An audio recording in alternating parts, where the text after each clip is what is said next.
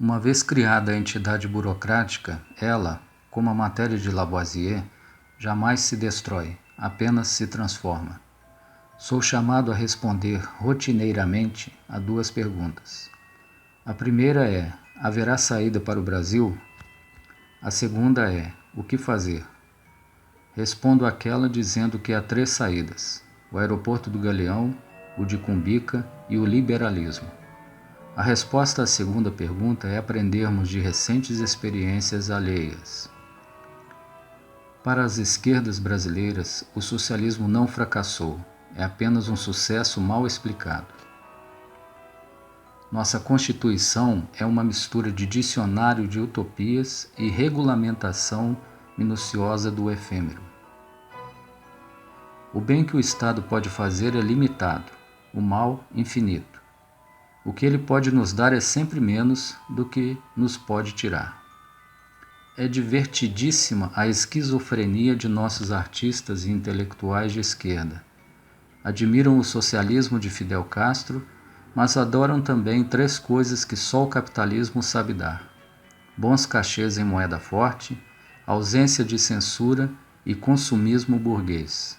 São filhos de Marx, numa transa adúltera com a Coca-Cola. O mundo não será salvo pelos caridosos, mas pelos eficientes. Persistem em nossa cultura e em nosso caráter elementos antagonísticos ao desenvolvimento. O primeiro desses elementos é o baixo nível de racionalidade de nosso comportamento, associado talvez ao tipo de educação beletrista e memorativa. A capacidade de exteriorizar emoções é mais prezada que a capacidade de resolver problemas. No socialismo, as intenções são melhores que os resultados. No capitalismo, os resultados melhores que as intenções. Marx foi o pior dos profetas. Vaticinou a explosão do capitalismo e o que ocorreu foi a implosão do socialismo. Aliás, o iracundo profeta que denunciou a expoliação burguesa era um espoliador nato. Vivia à custa de Engels e, em vez de botar salário no bolso de sua pobre empregada em Londres, botou-lhe um filho no ventre. É uma ilusão dos nossos esquerdistas imaginarem, idilicamente, que em 1964 havia uma opção entre uma democracia liberal e uma democracia social. A opção era entre dois autoritarismos, o da esquerda, ideológico, feroz, capaz de levar pessoas para o paredão, que levaria anos e anos para se autodestruir, e o da direita, envergonhado, encabulado, que toda hora falava em democracia, que procurava pelo menos manter o ritual de eleições, procurava manter o Congresso aberto.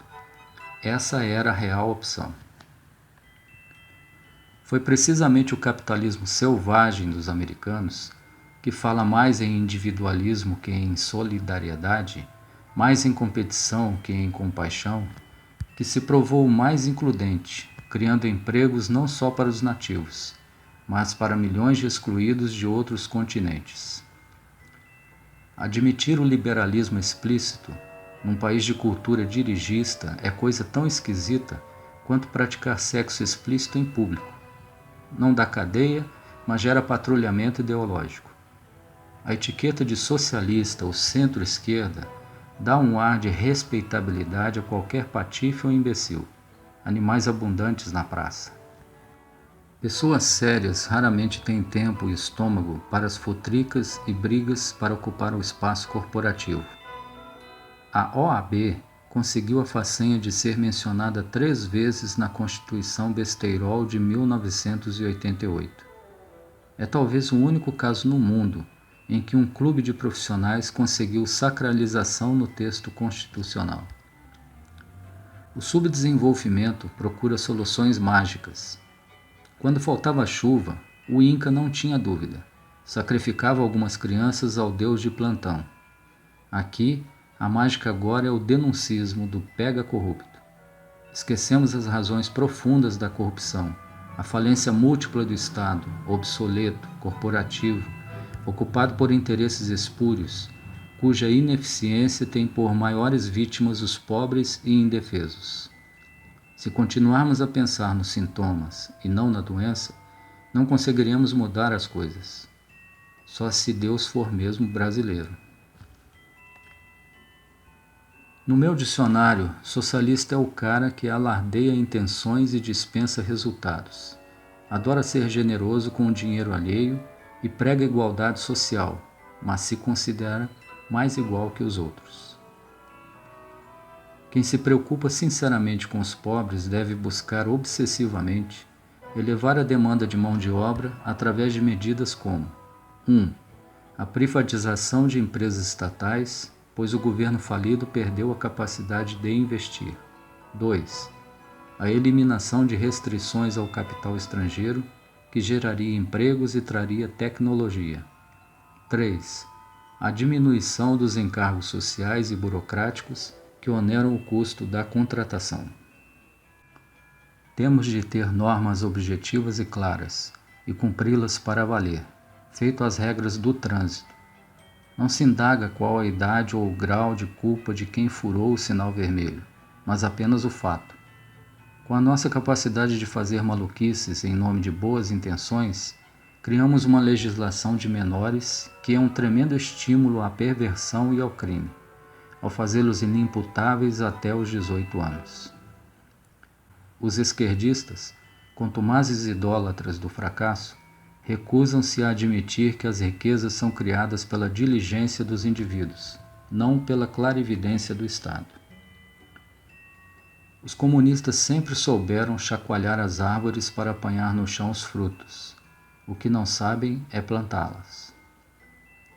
O que certamente nunca houve no Brasil foi um choque liberal.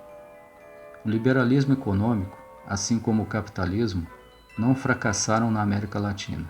Apenas não deram o ar de sua graça. Mais importante que as riquezas naturais são as riquezas artificiais da educação e tecnologia. Comparados ao carniceiro profissional do Caribe, Fidel Castro, os militares brasileiros parecem escoteiros destreinados apartando um conflito de subúrbio. O governo não consegue segurar a criminalidade?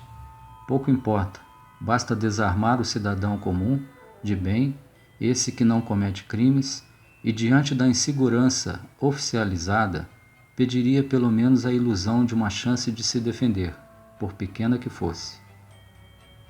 O primeiro e mais absoluto dos direitos do cidadão está no pleno conhecimento da lei. E para isso é preciso que a lei seja uniforme e clara, e que haja uma única fonte de interpretação definitiva.